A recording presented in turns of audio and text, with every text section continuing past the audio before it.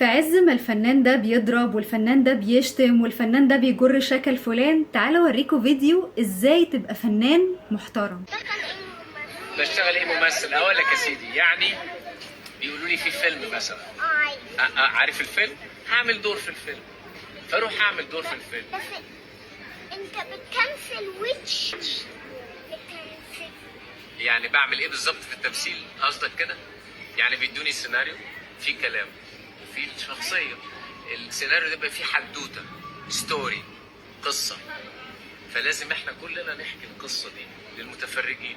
عشان كده انت لما بتشوف الفيلم ده بيبقى عباره عن قصه او حدوته احنا بنحكيها للناس. مش عارفه اعرض لكم الفيديو كله قمر. مفيش حد، مع كامل احترامي للفنانين كلهم بحب منهم ناس كتير، لكن خالد النبوي في حته تانية خالص. ايه فنان متواضع وجميل، بص واخد من وقته وواقف يفهم ولد صغير يعني ايه ممثل ويعني ايه تمثيل، ما بيقطعوش في الكلام. سوري يا جماعه، في فنانين وفي خالد النبوي.